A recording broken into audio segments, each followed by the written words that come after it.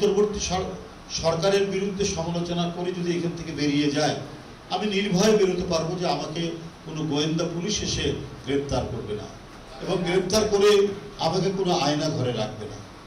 এই পরিবেশটির জন্যই 15-16 বছর বিএনপি নিরন্তর সংগ্রাম করেছে।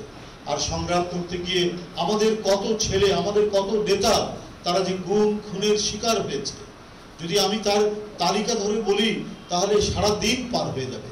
সারা দেশে শত শত নেতাকর্মী গুম হয়েছে। কেউ কেউ মন্ত্রীরা বলেছে না, শেখ হাসিনার পরে কে, শেখ হাসিনার বিকল্প কি, শেখ হাসিনা না থাকলে বিভৎস অবস্থা তৈরি হবে।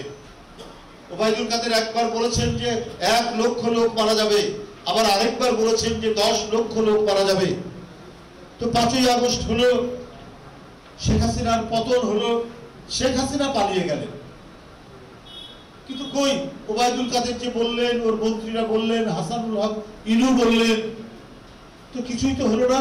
সজীব ওয়াজেদ জয় দেখি সেই সুদূর আটলান্টিকের পার থেকে মাঝে মাঝে 2-1টা বাণী ছাড়েন, কত কথাই না তিনি বলেছেন। এবং আমি শুধু এখন এই কথাটাই বলবো যে শেখ হাসিনা, আপনার তো সন্তান 2জন, একটা ছেলে একটা মেয়ে, আপনি তাদেরকে কিন্তু ভদ্রতা, শিষ্টাচারের কালচারও শেখাননি।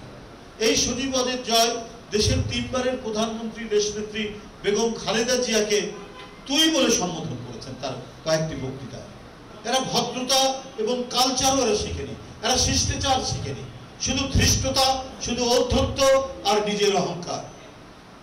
এই করতে গিয়ে যখনই এদের পতন হয়েছে, এই পতন হয়েছে অত্যন্ত ভয়াবহ পতন হয়েছে। আমরাও শেখ হাসিনা ক্ষমতায় থাকতে বলেছি, আপনার পতন কিন্তু হবে ভয়াবহ পতন।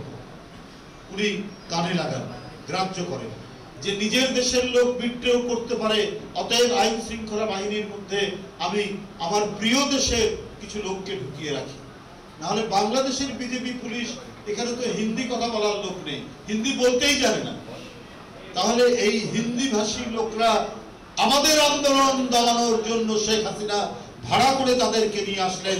এটা কি বড় ধরনের অপরাধ নয়?